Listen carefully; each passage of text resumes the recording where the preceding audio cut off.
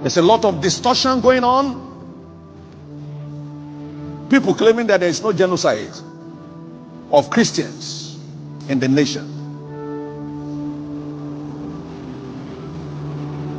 Information with facts can never be thwarted. You see people buried in hundreds and you say there's no genocide. What a wicked set of people.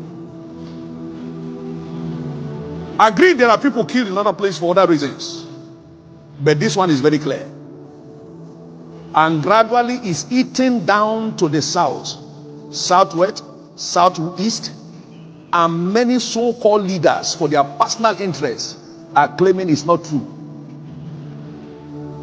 selling out their faith if they have it at all. Jesus said, when I come, will I find the faith? And we are standing here to say to Jesus, the faith will keep standing. Raise your voice in a few seconds. Father, strengthen the brethren, strengthen the faith. Has no name. Nigeria means nothing in Igbo language. It doesn't mean anything in Ibibio language. It means nothing in Ijo language. It means nothing in Efik. It means nothing in Urobo. It means nothing in Ishekiri. It means nothing in Edo. It means nothing in Yoruba. It means nothing in Hausa. It means nothing in Tiv language. It means nothing. Nigeria is a name given to people in Africa by a European man. It is not your name.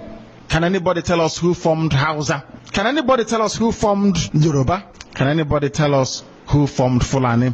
They grew as a result of an organic process. When man tampers with the work of God, the nonsense happening in the zoo is what you receive. No. When you take the history of Nigeria, from the very beginning, when we were amalgamated, to the very beginning we became a nation, we got it altogether wrong.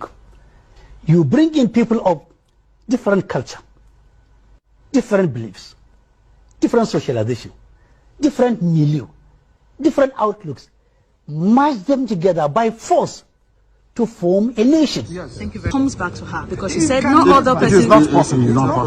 This persecution of the Igbo people, this orchestrated, almost global persecution of the people stops with me. It cannot happen. It can never happen. That is why we do what we do. That is why I do what I do. I am campaigning for the freedom of my people because of the persecution that we are facing. It's as simple as that. Nothing more, nothing less. Thank you very much. They are serving under their flag, one Nigeria, and the Arabic inscription, or should I say the motto of Ottoman Danfodio, to tell you how foolish Nigerians are. You don't know that the Nigerian emblem, the army emblem of Nigeria, is the motto of Ottoman Danfodio that he used to conquer Hausa people. You don't know that it is there. That's what they're using. You're fighting under the banner of your country. It's not possible. This persecution of the Igbo people, this orchestrated, almost global persecution of the people stops with me. It cannot happen. It can never happen. That is why we do what we do. That is why I do what I do. I am campaigning for the freedom of my people because of the persecution that we are facing. It's as simple as that. Nothing more, nothing less.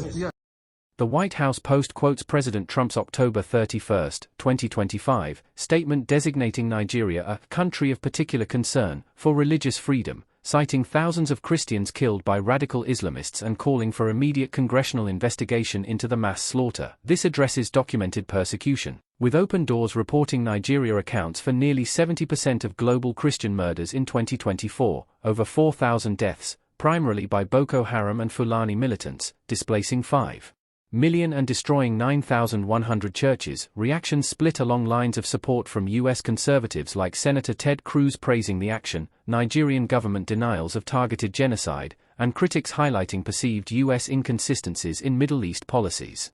The Secretary Rubio's post endorses President Trump's designation of Nigeria as a country of particular concern for religious freedom, highlighting the slaughter of thousands of Christians by radical Islamists and Fulani militias, with Open Doors reporting over 5,000 Christian deaths in 2024 alone amid escalating jihadist violence.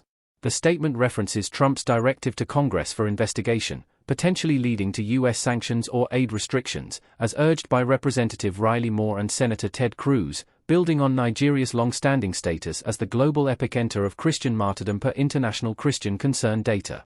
Dear friends and lovers of freedom, welcome to Biafra Battle Cry TV, under the leadership of Motsi Nnamdi Kanu, IPOB leader. Be part of history, every voice matters. Watch as everyday Nigerians speak truth to power and rally behind the hashtag Free Nnamdi Kanu Now movement.